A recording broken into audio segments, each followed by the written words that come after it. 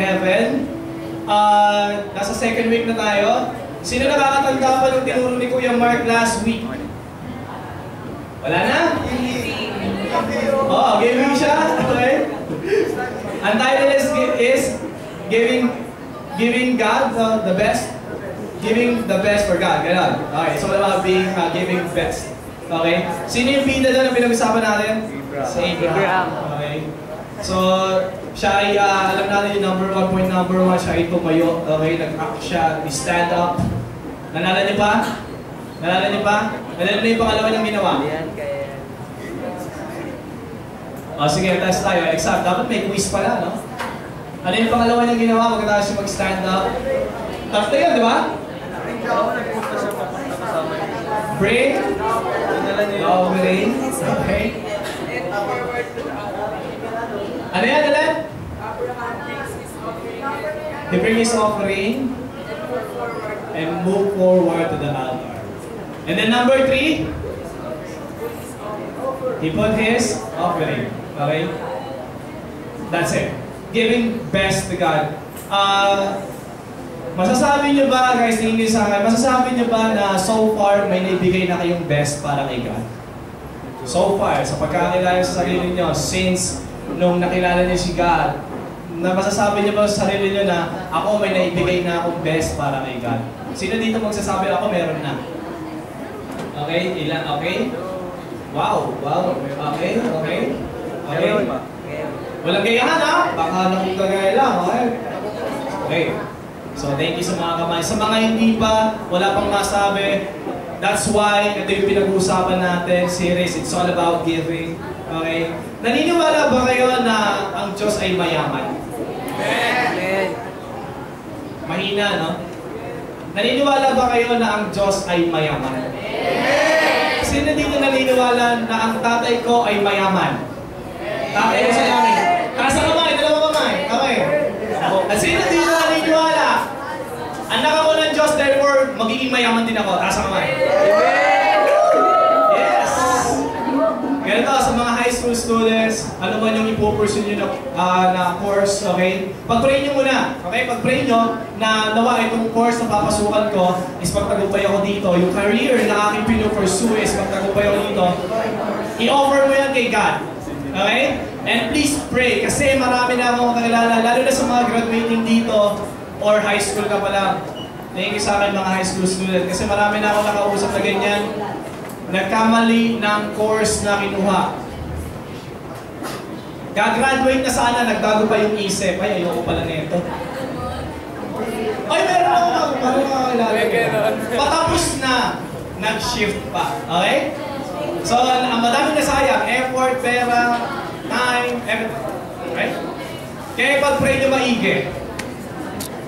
Sa mga graduating student dito, you are pag-graduate ka na or nasa mid-year ka na o nasa mid ka na, malapit ka na graduate, i-pursue mo yan and magpakatatag ka lang.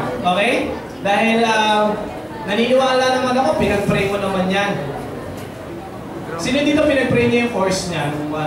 Okay, pinag-pray niya yung course niya, nandun siya, okay. So, ano lang kayo, hold on lang kayo dyan. Magkakaroon din kayo. Okay.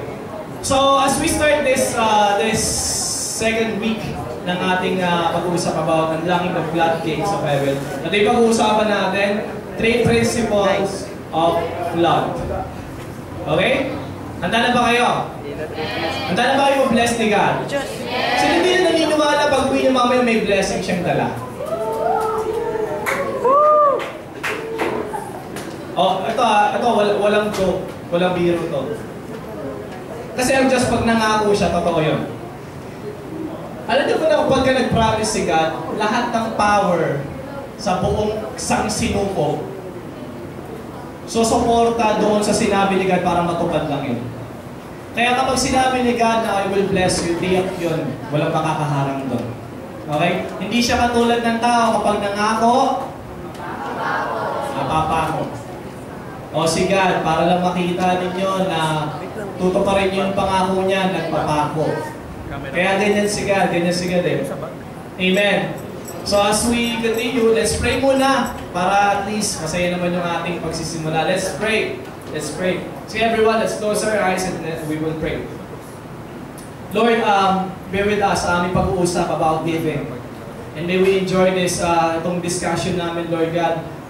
Makita rin namin yung aming sariling kalagayan spiritually, Lord God, regarding this issue, Lord God. And I pray, God, na nawa magkaroon kami ng maayos na response, Lord God, sa aming pag-uusapan. And I declare, God, na itong mga bata na ito, Lord God, sa edad lang namin, sa tinatanggap namin, Lord God, na income, Lord God, at least, Lord, turuan nyo kami na maging generous, Lord God. As we listen, Lord God, Lord, magkaroon ito ng challenge sa aming buhay, Panginoon. And I pray, God, na, Lord, we believe, God, na pagpapalain nyo kami. Hindi lang kami, pati yung family namin, i-bless ninyo, Panginoon.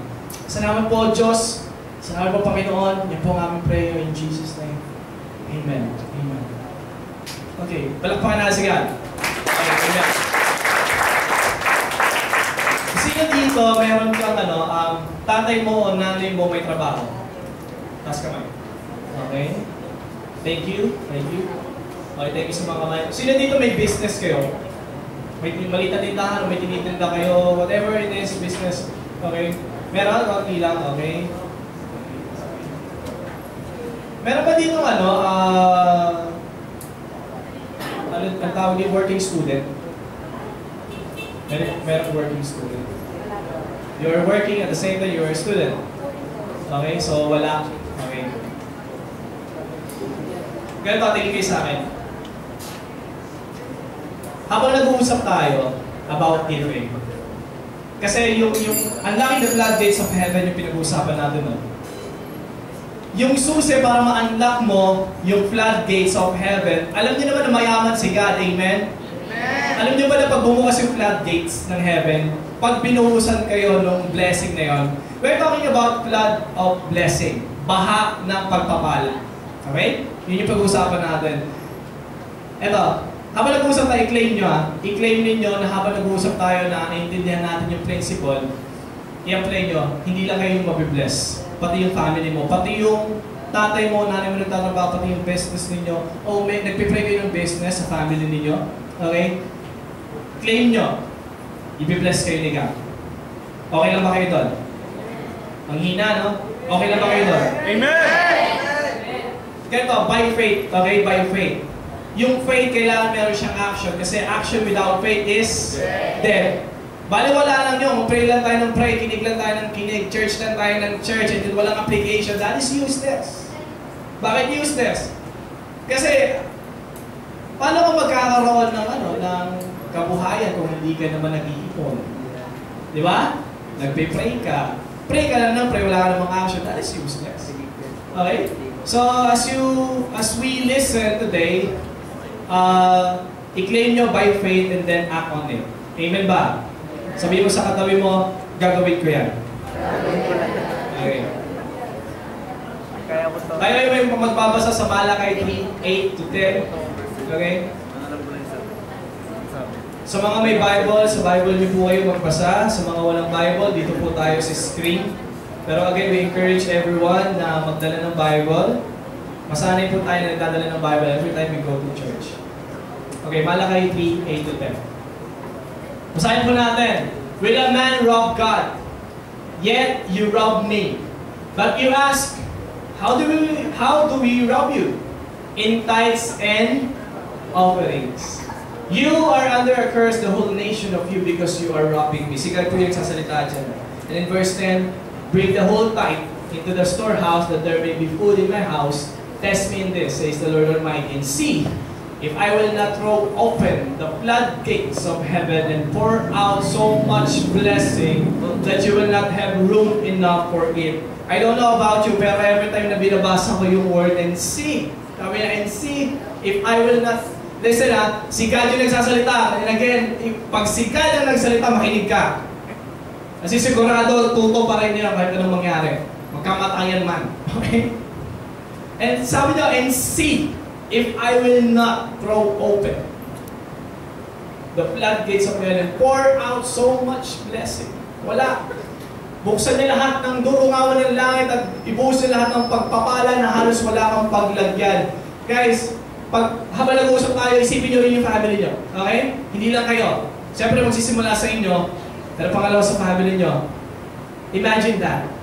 Yung buhos ng blessing ng Lord, sobra-sobra, na halos wala kang paglagyan. Yung family mo nagkakanda-ugaga na kasi hindi nila alam anong gagawin namin sa blessing na to. Ang dami. Gusto niyo na gano'n?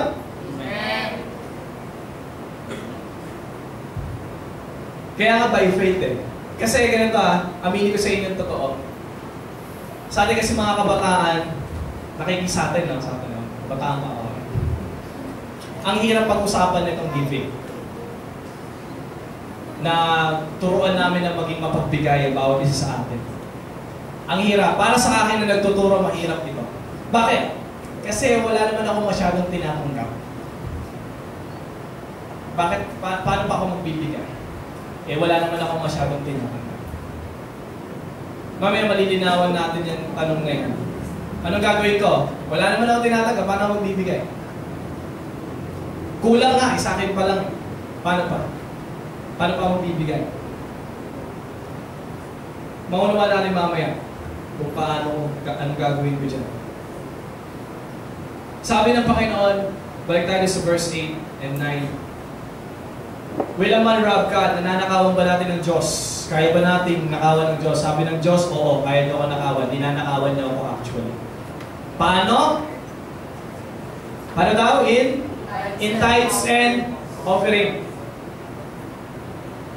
Ngayon, ganito, be honest. Sino dito nagta-tithes? Taas ka man. Ta-tithes ka. Sa mga hindi nagta-tithes, walang gayahan. Okay? Be honest.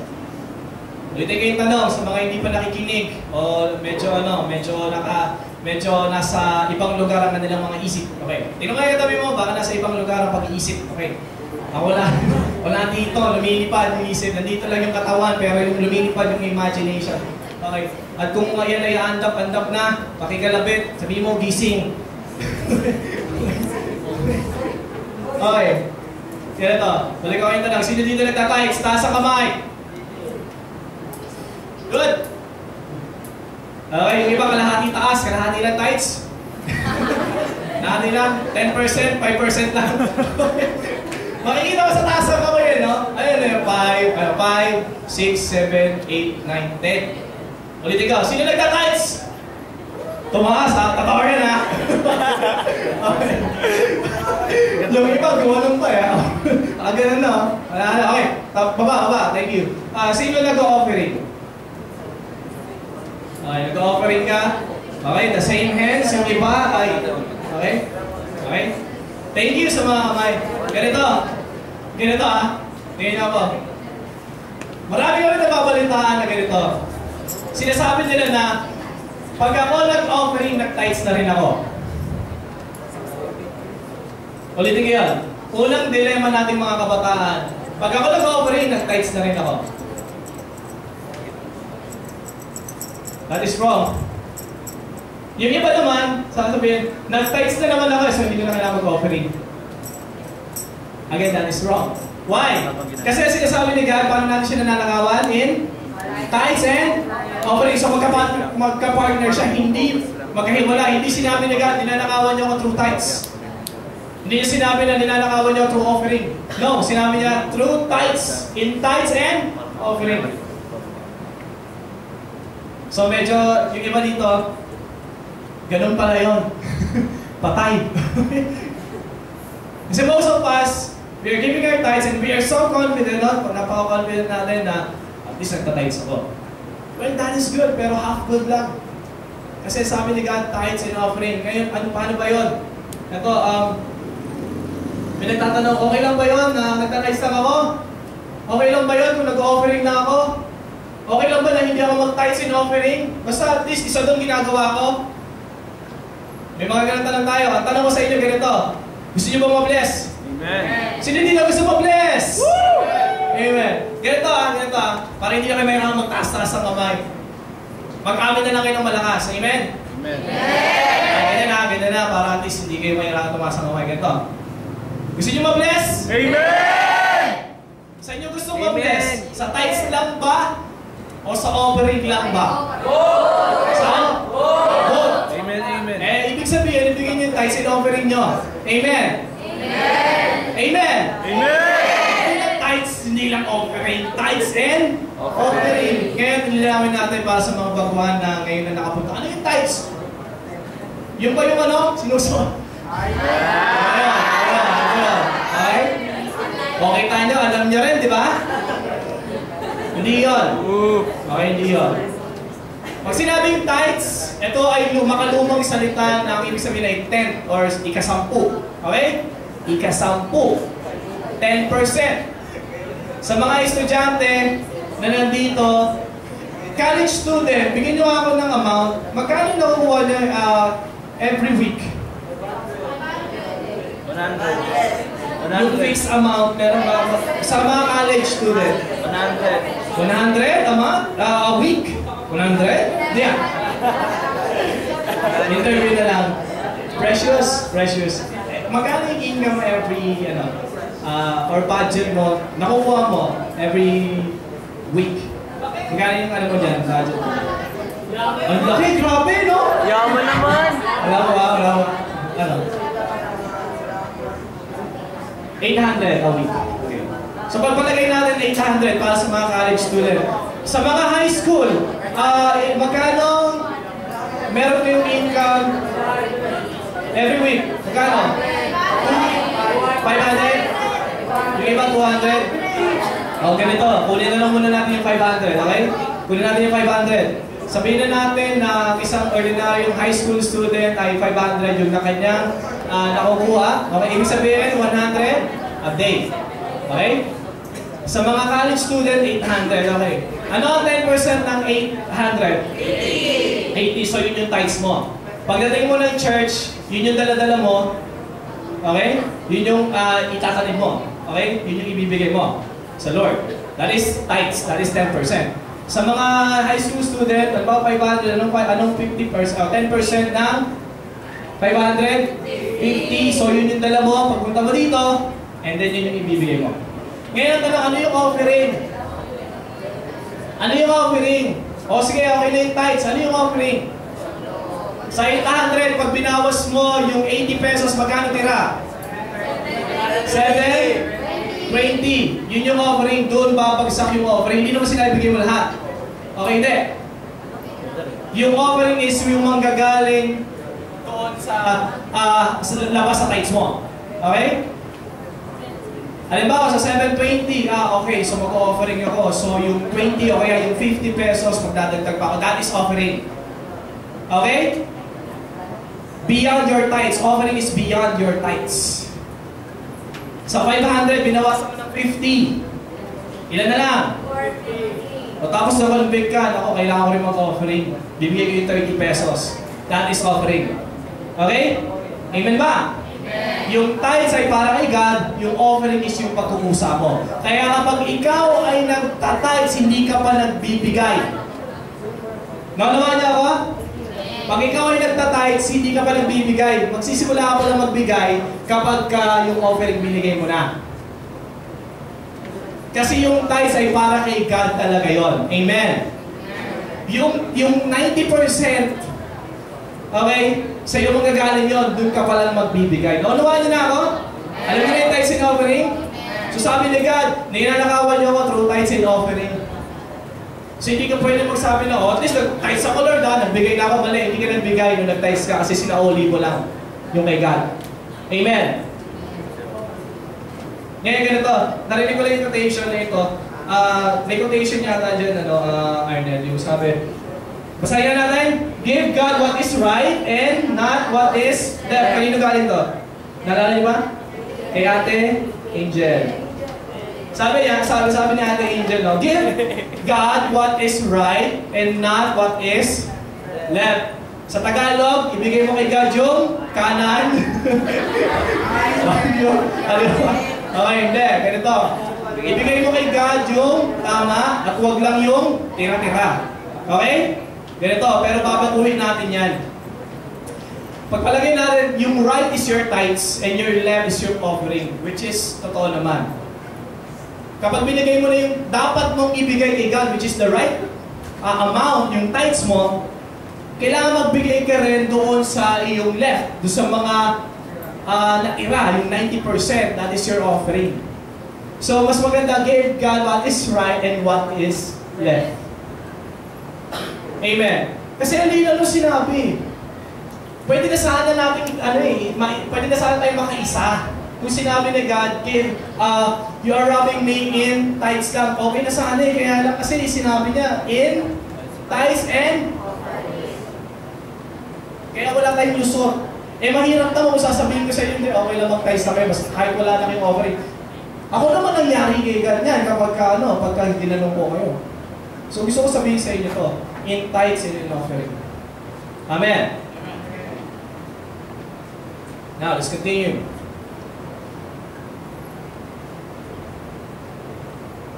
So, alam niyo ba na merong New Testament version itong Malaki 3:10? May New Testament ito eh. Sa Luke 6:38, nagsabi, basahin natin, 1, 2, 3, go! Give! Give, and it will be given to you.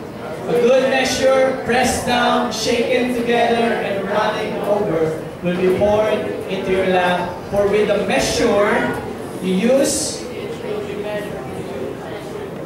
yan, thank you sa akin. Sabi ni God, give.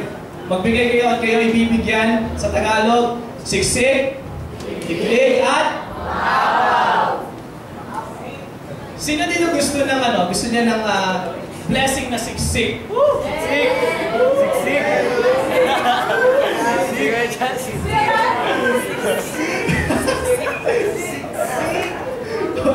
Oy, blessing din yung pagiging siksik sa laman, ha? Huwag sobra kasi baka ma-high blood. Lahat ng sobrang masama. Okay? Kaya sobrang kagwapuhan. Tingnan niyo katabi niyo. Sobra ba? O kulang? Magandahan sa mga sobrang kulang. Okay, ganito. Sabi, give, ito yung New Testament version ng Malaki 3:10. Okay? Sabi, give and it will be given to you. Magbigay ka at bibigyan ka, siksik.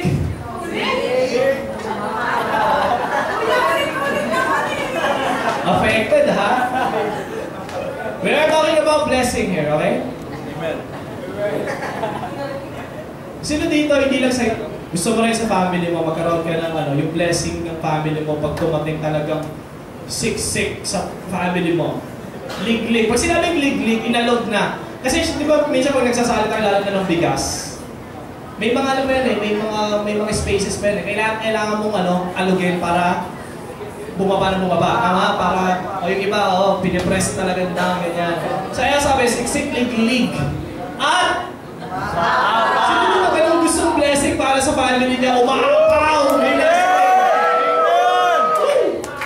Yung business nyo, yung trabaho ng tatay mo, may increase. Wow! Kaya guys, makinig kayo dito kasi hindi lang to para sa inyo. Siyempre una sa inyo, pero para rin sa family niyo. Gusto kong maunawaan itong prinsipyo nito. Ang sabi ng Diyos, magbigay kayo at bibigyan din kayo ng siksik, liglig at umaapaw. Umaapaw na blessing. Pero ito, gusto kong tingnan niyo to. Sabi nyo sa susunod na word, for with the measure you use, it will be measured to you. Ang sabi ng Diyos, liga dito, si Jesus mismo yung sasalita dito. Kapag ikaw nagbibigay at meron kang sukatan ng pagbibigay, alam mo ba, the same measure na ginamit mo kay God, nung ikaw ay nagbigay, ganun din yung measurement na gagamitin niya sa'yo kapag bless ka niya. Kaya nga sinasabi ko sa inyo, kaya kapag kayo ay nag-tithes lang at hindi kayo nag-offering, ang blessing sa inyo ni Lord is according lang sa tithes mo. Kapag ikaw nag-offering ka lang kay Lord at sinabi, Lord, at least nag-offering ako, kahit huwag na ako mag-tithes, pues, i-bless ka ni God, kaya lang, ang darating sa iyo is according doon sa offering mo. Kulang! Bakit? Kasi kulang din yung bigyan mo eh. Nagpe-pray ka, Lord, bigyan mo nga tuition fee. Lord, bless me yung parents ko, yung mama ko, yung papa ko, para may tuition fee po ako. Dumating! Kulang! Tapos magre-reklamo ka kay Lord, Lord, kulang naman eh. Ang sagot sa'yo ni God, kulang din binigay mo eh. May pinatago ka ba? Minsan nilakas natin mag-demand kay God.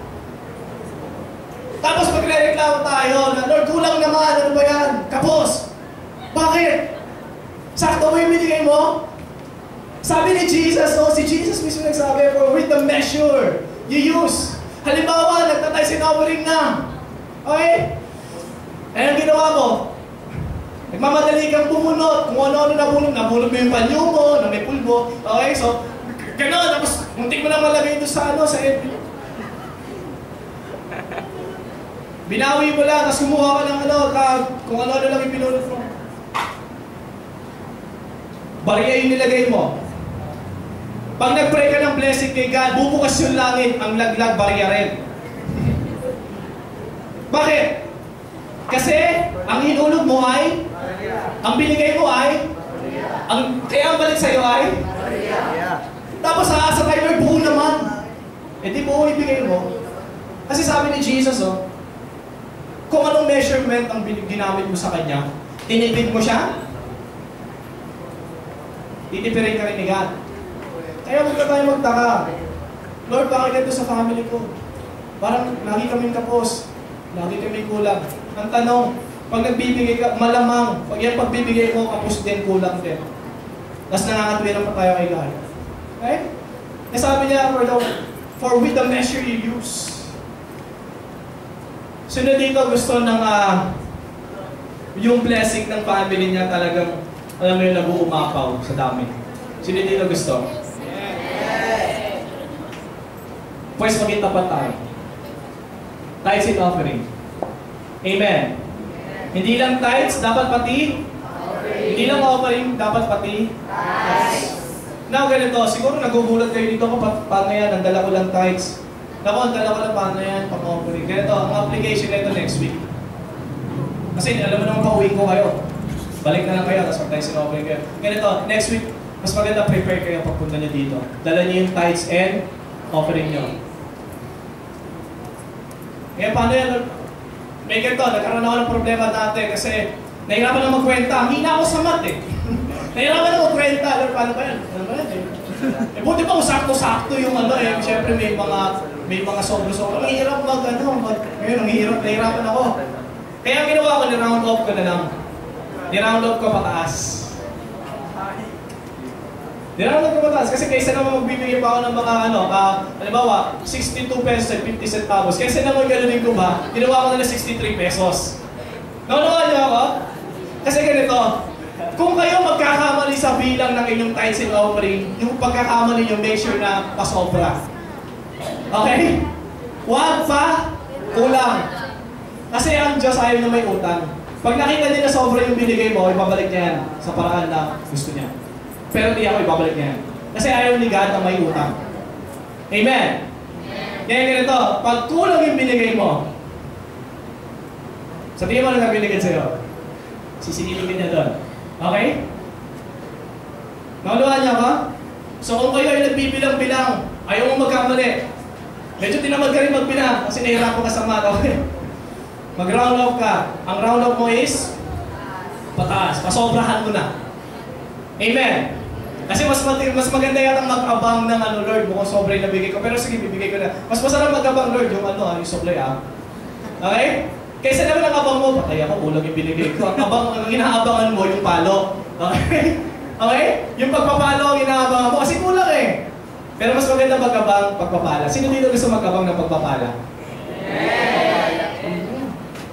Hindi ba, napakasipag. Talaga rin, nakakasa na mga sabi pa, amen na lang. Pero, sige, kung ganyan ang faith natin. Okay lang, okay. Okay. And then in verse 10, mabilis na lang to. Bring the whole tithes into the storehouse so that there will be food in my house. And then sabi niya, test me in this. Ganito, may nakita akong post. Kasi kung sinabi na bring the whole tithes into the storehouse, kasi noong unang panahon, yung mga leader ng simbahan, nakaasa yun sa tithes ng mga tao. Which is hanggang ngayon naman, ganun pa rin. Kasi ang tithes noon is baka, baboy, manok, gulay, prutas. Yun yung tithes natin. Ang ngayon ang tithes natin ngayon is pera. Okay? Yun yung tithes natin. Pero noon kasi ang tithes nila is ganon. Lahat ng unang, halimbawa nagtanim ako ng kalamansi. Okay? Tanim ako ng kalamansi. Yung unang-unang bunga noon, yun yung tithes ko. Dadalhin ko sa templo, yun yung ita-tithes ko. Halimbawa, ako ay may alagang baboy. Grabe naman yan. Pasensya na. May alaga akong baboy, nanganak. Anak, okay? Yung una, yung panganay. Yung panganay, siya yung tithes ko. Dadalhin ko sa templo. Pero yung mga susunod na anak, akin yun. Okay? Naunawa nyo? Yun yung tithes nila dati. Ngayon, ganito nangyari.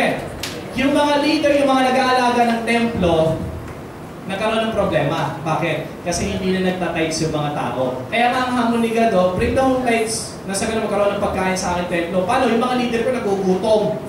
Ang ginawa ng mga leader, nagtrabaho, lumabas ng templo, naghanap buhay para may makain. Ang nangyari dahil lumabas sila, napabayaan yung templo. Ngayon, ang templo ni God, dyan, nagalit ngayon si God. Kaya ito yung nangyari. Sinabi niya ako, bring down tides kasi meron akong friend sa Facebook. Si Georgina Barret.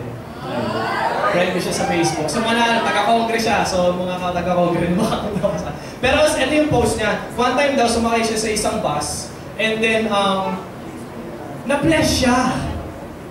Alam niyo bakit? Bakit siya na-bless? Kasi, pagpasok niya sa bus, ang tugtugan, Hillsong, worship song, hanggang makababa siya.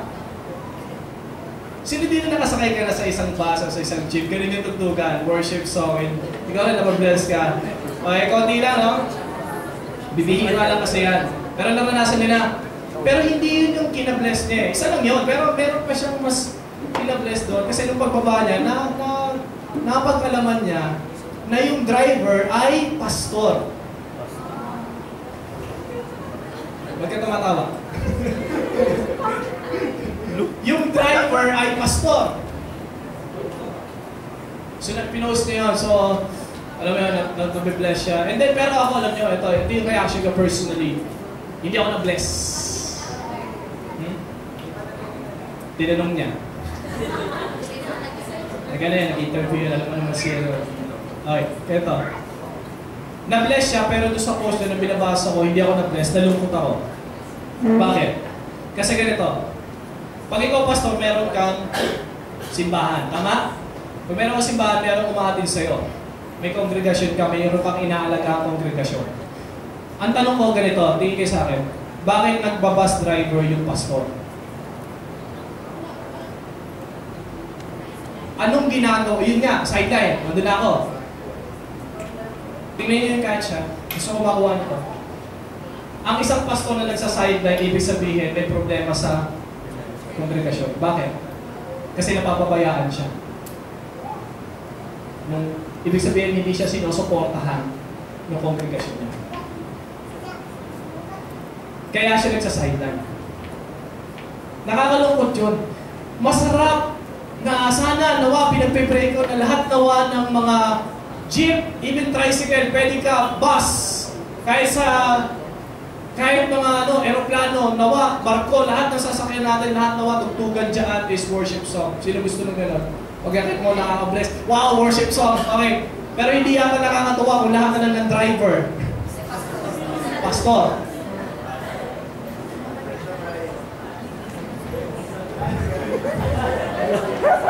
Pwede kang driver ako, no? Hindi nakakatuwa. Bakit? Ibig sabihin, yung kanyang sinusuportahan na member, yung member niya naman hindi siya sinusuportahan. Kaya napipilit na magtrabaho. Kaya ito yung hamon, guys. Mga kabataan. Ito yung hamon sa atin. Ito yung storehouse. Yung tithes and offering na tinatides ninyo, para yun sa mga worker ng church. Para may maintenance. Okay? Para may yung mga... Kasi ganito nangyari. Ang hirap kasi, totoo to, mahirap mag-Bible study at magturo dito kapag gutom ka, lalo na kung may sakit ka. Mahirap. Malamlam. Yan kami bilang mga workers, nakakahiya man, no? Nakakahiya. Kasi dapat hindi sa akin umanggaling. Pero sasabihin ko na rin, nakakahiya sa amin. Pero sasabihin ko sa inyo, gusto namin na maglingkod sa inyo. Pinaglilingkuran namin si God through serving you. Natin namin, sinishare namin, pinagpipray namin kayo, pinagpa-fasting namin kayo, tinutulungan namin kayo in everyday life, in everything na pwede namin gawin. Pero please, yung simpleng pagiging tapat nyo sa Lord sa tithes and offering, yun lang din kasi yung inaasahan namin. That is true. Kaya sinabi ni God, bring the whole tithes in the whole storehouse that there may be food in my house. And then sabi niya, test me in this. Test me. Sino dito nahamon ka na? Lalo sa Facebook, may mga challenge, di ba? Aha. Nahamon ka na, okay? 20 facts about you. Ha? No? 20s ka mga... Okay, na-challenge ka na. Sa mga kalalakihan dito, nabukan nyo na bang hangunin ng sundukan? Mga kalalakihan, okay yun yung naghamon. Pero guys, sige sa akin, anong pakiramdam ng hinahamon nyo? Nakaka-challenge. Sa mga malalakihan, parang nakakalalaki to. Minamalita ko nito. Sa palagay niya, hindi siya kaya. Ayaw mo, ano? LPG? FPJ yan. Sa mga girls, nahamon na kayo, nasubukan na naman na lang. Pagandahan. Yan wala. Pero ang isang pakiramdam kapag hinahamon ka, di ba parang, sige nga, para mapatunayan ka lang na kaya ko. Sige. And take note guys, si God nagcha-challenge. Anong pakiramdam nung sinabi niya na test me in this? Sa inyo, anong pakiramdam niyo? Challenge. Kayo lang nakakaalam kung anong pakiramdam, pero ito yung hamon ko sa inyo sa bawat isa rin nandito. Ang hamon ni God ganito, hamunin niyo yung pagiging mapagbigay ko kasi yun yung pinag-uusapan dyan eh. Hamunin niyo yung pagiging mapagbigay ko, maging mapagbigay kayo. Kung hindi ko buksan lahat ito, sumunod na yung word.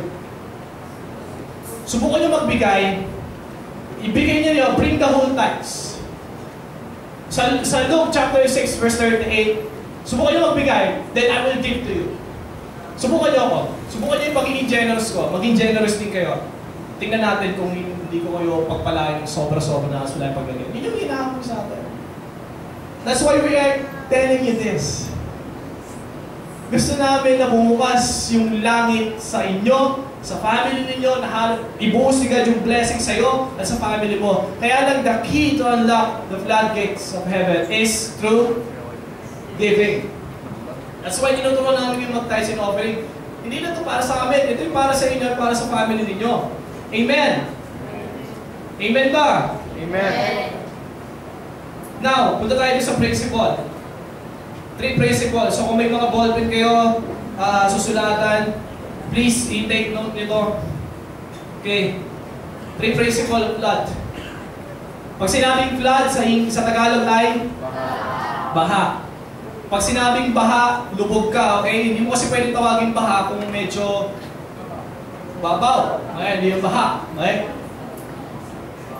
Ibig sabihin, nakalubog ka. Okay? That is flood.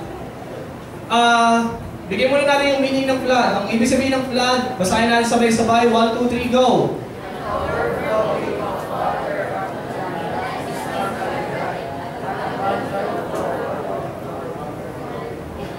Ang sarap ng word na yon. Kunin natin from the dictionary to, sabi. Guys, as we talk about flood, we are talking about flood of blessing. Hindi ito yung flood na baha na nakakasira, na yung yulan na... Hindi, mamaya mapapanood nyo. Pero hindi yung pinag-usapan natin. Ang pinag-usapan natin is flood of blessing. Nasabi na dito, an overflowing. Pagpalitin nga natin yung word na water ng blessing. Basahin natin ulit. An overflowing of blessing. Tapos palitan natin yung land ng life. Yung land, palitan mo ng light. Ngayon, basahin natin ulit. An overflowing of blessing onto life that is normally dry.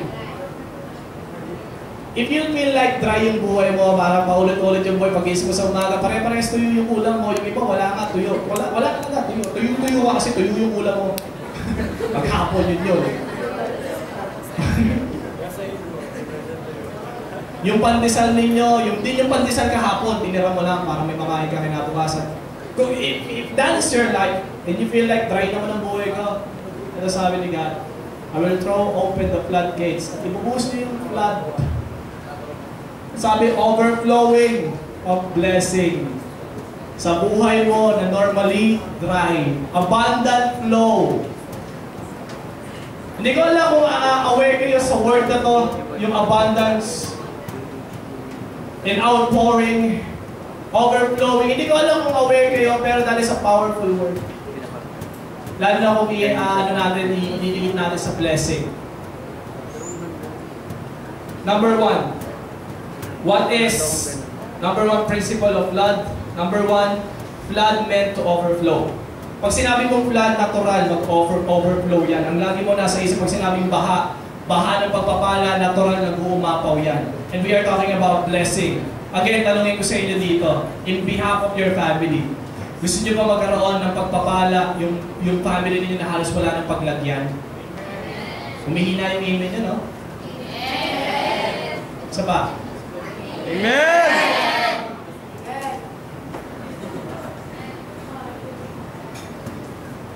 Yung tipong lahat na nalalagyan, nilagyan nyo na. Tapos naghahanap pa kayo ng lalagyan. Yung lahat ng wallet nyo, nalagyan nyo na. Sino gusto ng gano'n? Lahat ng wallet nalagyan mo na, pero may tumarating pa. Sino dito gusto ng gano'n? Sino gusto na sasabihin mo sa nanay mo, Nay, tatanungin ko pala ng nanay mo, may lalagyan na ka pa ba dyan?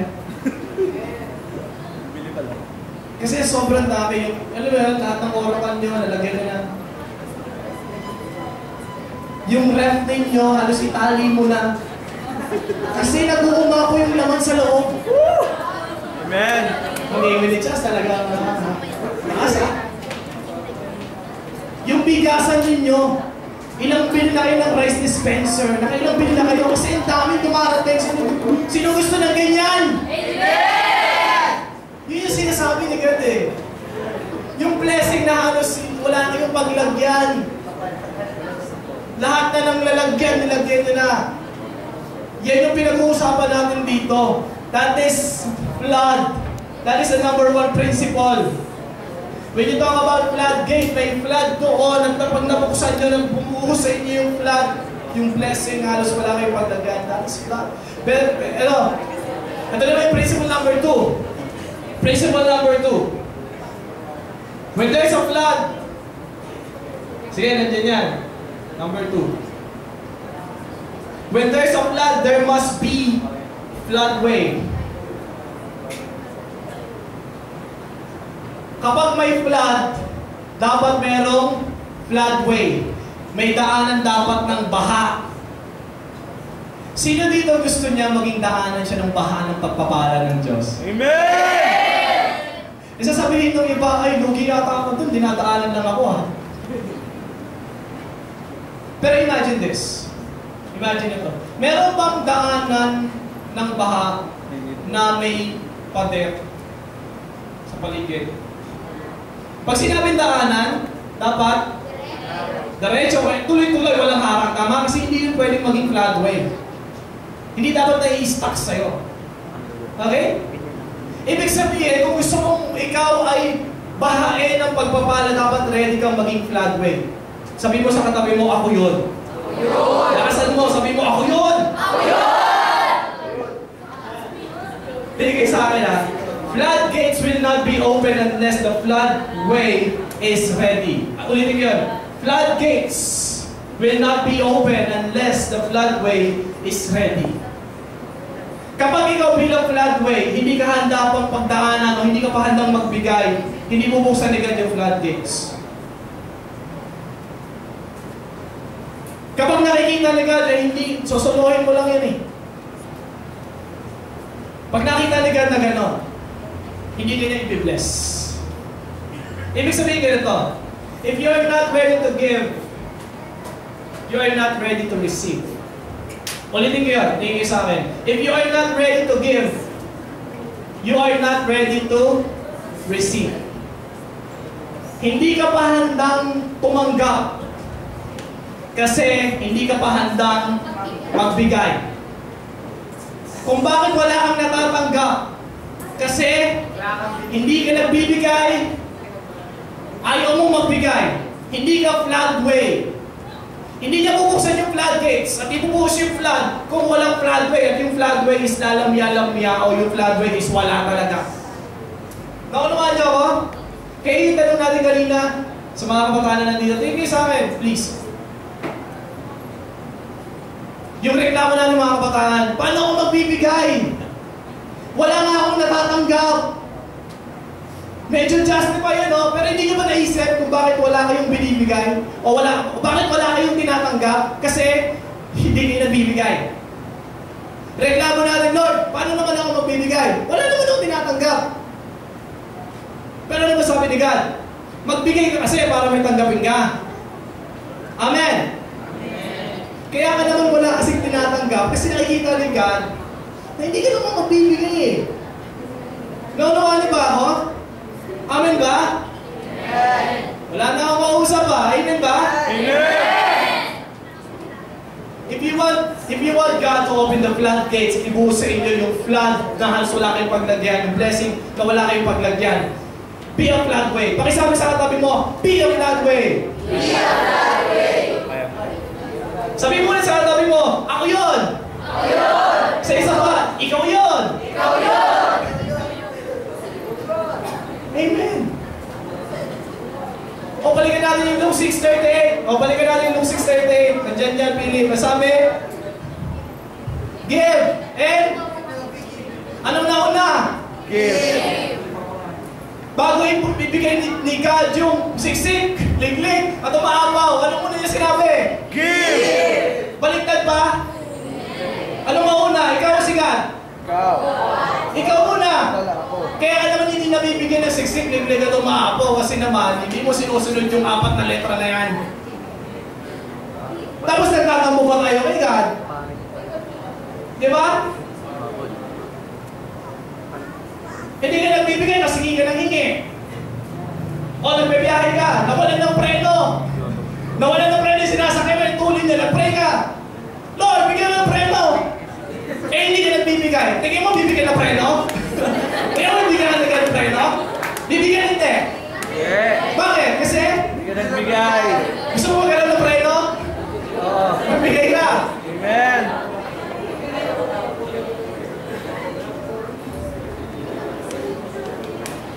Yun yung problema natin. Tingin kayo sa akin. Malakas tayo manghingi. Hey God, may patago ka ba? Wala. Pag wala kang deposit, may mawithdraw ka ba? Wala. May withdraw ka ba? Wala. Wala ka naman deposit tingin eh. Kung manghingi tayo, alam mo may patago. Kaya nga we are encouraging you to give kasi yun yung paraan, yun yung key. Yun yung susi para tayo pagpalain ng Diyos, ikaw at ang pamilya mo. Give! Be a giver! Be a floodway! Amen! Amen! God's generosity is always proportionate to your generosity. Kung gusto mo maging mapagbigay si God sa'yo, anong gagawin mo? Dapat ikaw ay? Ayaw mo nga sa Lord, maging mapagbigay kayo sa akin kahit hindi ako mapagbigay. Hindi, yun na sabi niya, give. Then I will give. Amen. Amen. May isang illustration, may isang pastor, si Pastor Chick kita. Tingin kayo sa akin, kukwento muna ako. Meron siyang 20,000 sa kanyang bank account, sa kanyang bangko. 20,000 pesos. Kaya lang may problema siya. Ang problema niya, meron siya kailangang bayaran na 25,000 pesos. Magkano kulang sa pera niya? 5,000. Ngayon gabi-gabi, nai-stress siya. Kasi every time na tinitingin yung passbook niya, 20,000 na yung laman. Tapos, pag naalala na yung utang niya na kailangan niyang bayaran, papalapit na papalapit yung deadline. siya na-stress. Nakaranas na kayo ng gano'n, alam niyo may deadline, palapit na ng palapit, tapos wala ka pa nagagawa. Diba? Nagkakaraming. Ngayon. Ganyan yung nararamdaman ni Chinky na nun. Pero ito, pera pinag-uusapan dito. Ngayon, ganito, sa sobrang stress niya, malapit na eh. Ginawa niya, nagpunta siya sa isang pastor. Pa-counseling siya. Sabi niya doon sa pastor din siya, pero sabi niya, pastor, na-stress na kasi ako eh. Hindi ko na alam gagawin ko. May babayaran ako 25,000. Ang pera wala sa bako, 20,000. Ano po bang gagawin ko? Ngumiti yung pastor. Masabi niya, simple lang, pastor. Ganito gawin mo. Bukas, pag-ising mo, punta ka ng bangko, i-withdraw mo yung 20,000. Tapos, pamigay mo. I-tides mo sa church, yung iba pamigay mo. Sabi ni Pastor Chipitan, hindi itong panahon para magbiro. Ano siya? Ay. Tapos sabi din ng pastor, sige ganito. Gawin mo yung sinasabi ko, kinabukasan. Kinagabihan, buksan mo yung passbook mo. Magkano naman? Wala na, pinamigay ko na eh. Eh di wala ka na problema. Ngayon, gano'n, pagka wala ka nang hinahawakan, kanino ka naaasa? Kaya na. Every time kasi nasisilip niya 20,000, kailangan may gawin ako, kailangan may gawin ako, kailangan may gawin ako. Eh nung wala na, Lord, kailangan may gawin kayo. Amen. Ganun na yung prayer niya. Kasi may hinahawakan ka pa. Ang challenge ganito, naghahamon si God, give, and I will give you. Ibigay mo, maging mapagbigay tayo, ibigay mo yung dapat kay God, ibigay mo yung tithes and offering mo. Tingnan natin kung hindi ka pagpalaki ni God, na halos hindi mo ma-imagine na ibibigay niya sa'yo. May mga prayers tayo na sinasabi natin kay God pero hindi pa binibigay. Meron, di ba? May mga prayers ka na hindi pa sinasagot. Tama? Pero anong mas madami? Di ba mas madami yung hindi mo hiningi pero binigay ni God? Amen. Kaya kung magbibilangan lang tayo, okay? Kung magbibilangan lang tayo, huwag mong bilangin yung problema mo, bilangin mo yung blessing ni God. And the more na nagbibigay ka, the more na i-bless ka ni God.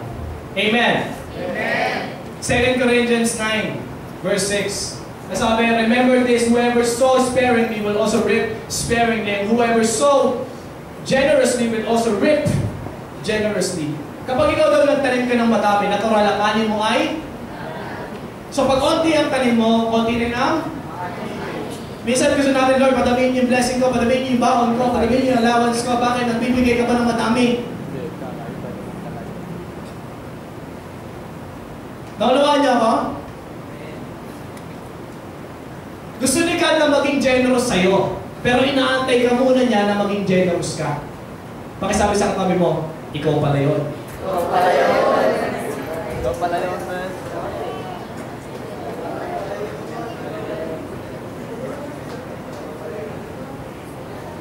Last na tayo sa number 3. Sino dito kumakain ng apple? Mansanas, kumakain, favorite mo yun. Kaya hindi mo favorite, napakain ka lang. Okay. Mansanas, okay. Ano, ganito. Di ba pag kumakain ka mansanas, dinudura mo yung buto? Dinudura mo yung buto. Baka may kumakain ng buto dito. Pati yung hawakan, kinakain mo. Ha? Sinagalan mo. Okay. Pag kinain mo yung mansanas, idudura mo yung buto. Hindi ba yung buto ng mansanas, nabibilang lang yung buto? Di ba yung mansanas? Nabibilang mo lang yung buto, hindi naman ganun kadaming buto, tama? Minsan, 4, 3, diba? Nabibilang mo. Pero ito, tingin sa akin. Alam niyo ba, na sa loob ng buto na yon, merong hindi mabilang na mansanas?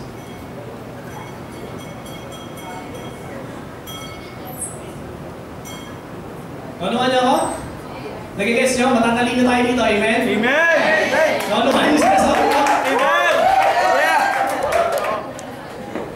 Kahit kaya mong bilangin yung buto sa loob ng mansanas, pero yung mansanas sa loob ng buto na yun, hindi mo mabibilang. Anong gagawin mo? Anong gagawin mo? Magtanim! Itanim mo. Sino dito gusto ng blessing na hindi mabilang? Kailangan mo ng katulong para magbilang ng blessing. Amen! Tinawag mo na si mama. O ikaw baliktad, tinatawag ka ng mama mo. Alikat, marami dito. Hindi bariya. Hindi. Kaya marami bariya. Hindi. Blessing na halos kailangan mo ng katulong para magbilang. Anong gagawin mo? Magtanim. Kaya sige sa akin, yung tithes and offering nyo, every time na nilalagay niyo sa basket, yun yung tanim ninyo. At asahan ninyo, one of this day, aanihin niyo yan. Aanihin niyo yung hindi mabilang na pagpapala. Floodgates, bubukas. Kasi nagbigay kayo. Amen! Kaya lang ganito, huwag niyo madalihin. Meron ba nagtanim? Ngayon, mamaya, andyan na. May ganon? May nakita tayo ganon? Wala! Kahit doon sa kwento ng yung beanstalk, ilang araw rin yung lumipas bago tumubo. Ganon din sa atin, hindi naman po sabi mo, Lord, ayan, nagtanim ko, mamaya gusto ko, huwag na. Hindi ganon. Gagawin mo, ipag-pray mo, Lord, nakita nyo nagbigay ako, binigay ko yung tithes and offering ko, nagtanim po ako, Lord, I'm expecting na may ani ako dyan. Hintahin ninyo. Pero itong sigurado, sabi ni God, kapag ikaw ay nagtanim, meron kang ani. Kung naging tapat ka sa pagtatanim, sigurado magiging tapat din si God sa'yo. Amen? Amen. Sabihin mo ulit, ako yun! Ako yun! Amen. Number 3. Okay. Number 3. Ito yung number 3. The absence or unreadiness of floodway may cause devastating calamity or devastating, calamity, kulang yung word. The moment the floodgates open. Kapag ikaw bilang floodway, sabihin mo nga, I am floodway. I want to be a floodway. I want to be a giver. Ganito. Ito, hindi sa akin. Kapag number 3 principle, gusto mo buksan yung floodgates. Okay? Pero hindi ka naman handa magbigay. Anong mangyayari kapag binuhos ni God yung flood? Pero na-stuck lang sa'yo. Ano mangyayari? Para maisip niyo. Nung panahon ng Yolanda, nagbukas ng dam. So sobrang dami kasi ng tubig baha. Nagbukas ng dam, tama? Dahil sa kakulangan ng floodway, anong nangyari? Bumaha ng sobra. Dahil walang floodway, dumaan yung baha sa mga subdivision, sa mga kalsada na hindi naman dapat daanan, kasi walang floodway. Ang nangyari, nagkanta sira-sira yung mga lugar na dinaanan ng flood. Ngayon ganito, kapag nakita ni God na hindi ka mapagbigay, pero gusto mo na buhusan ng flood, may dalawang pwedeng gawin si God. Una, pagbigyan ka niya. Kahit nakikita niya na hindi ka mapagbigay at hindi ka magbibigay, ito yung muna niya gagawin. Pwede niya buksan yung floodgate para sa'yo. Kaya lang, mararamdaman mo yung consequence. Ilan sa inyo din na nakabalita nung nanalo sa loto, pinatay yung nanalo sa loto. Yung iba naman nalugi dahil nalulong sa bisyo, nalulong sa casino. Nasira yung buhay. Ilang araw lang ubos na yung napanalunan. Tingin kayo sa akin, yung blessing, dapat blessing yun pero naging sumpa sa kanya. Bakit? Kasi hindi siya mapagbigay. Hindi siya ready. Hindi siya planned well.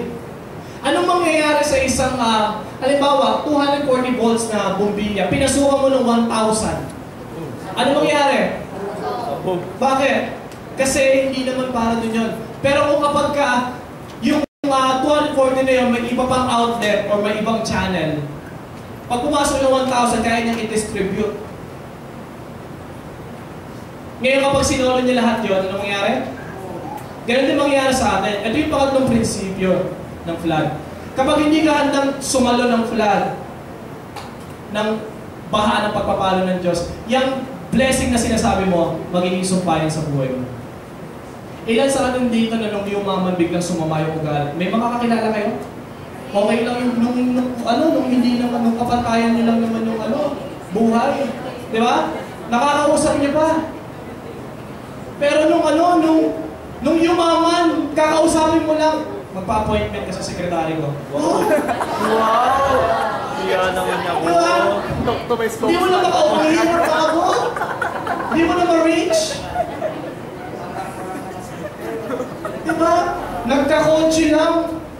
Dati kasabay mo nang sumasakay sa jeep.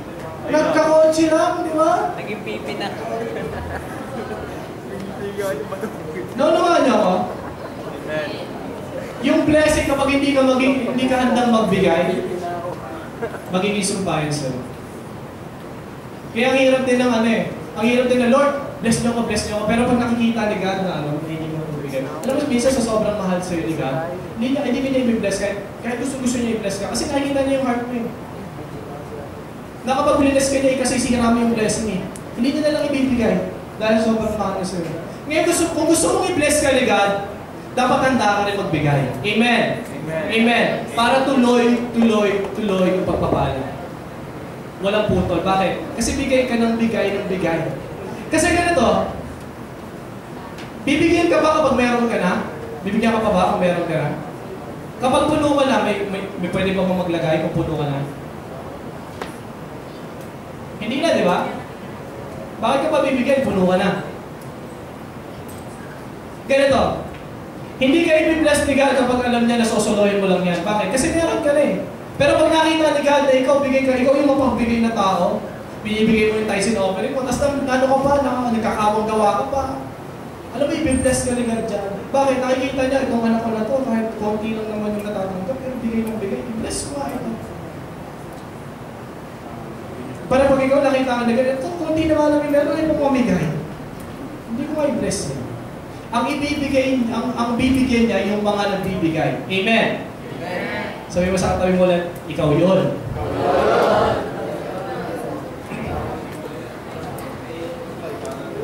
Now, last 3 points. Ganito. Tapos na tayo sa tatlong prinsipyo. Ganito. Tandaan niyo na yung tatlong prinsipyo na yan. Ganito. Tanong ko sa inyo. Ito, seryoso. Anong mas gusto mo?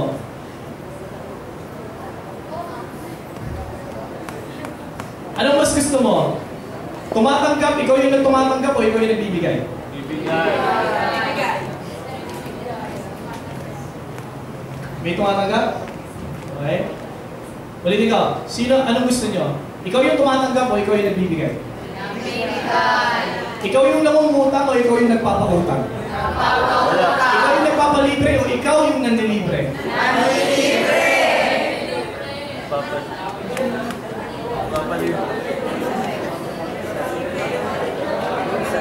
Sino dito gusto ganito? Dati ganito Dati nung hindi ka pa mapagbigay, ang usapan ganito. Every time na darating ka sa isang group, alam mo, may lagi ng tropa. Magkakatipon yung mga kaibigan mo. Malayo ka pa. At ang usapan ganito, ayun na naman yung magpapalibre.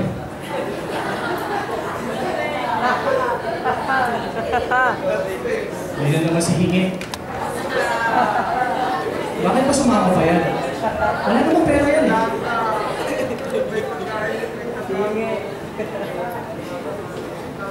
Pero sino dito gusto? Ganito. Pagdating mo sa isang grupo, ganito yung usapan. Ayun na yung mag-bless sa atin. Ayun na yung mag-manlilibre sa atin. Sino dito gusto gano'n? Taas ang kamay! Then be a giver. Amen! Kung ka magbigay ka, kasi gusto mo naman ni God yun eh. Gusto mo ni God na ikaw yun. Kaya lang, gusto ni God na maging giver ka muna. If you want flood of blessing, then be a floodway. Amen! Last na lang. Just alam mo. Nakakita namin na imbudo. Ito. Imbudo. Okay. Ano tawag dito? Ano?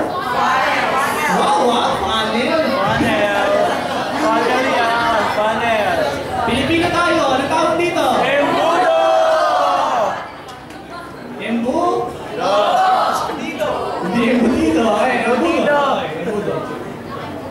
Imagine, etong malaking bunganga na to, ito yung blessing na to. Ito, ganito kayaman yung langit.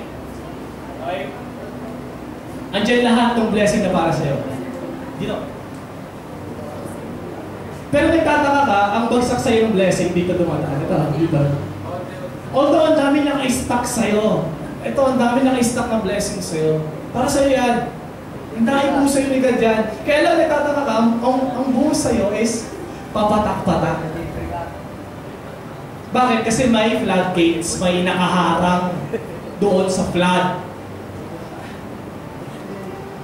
Pero kapag ikaw, ano yung susi para ma-unlock yung floodgates of heaven?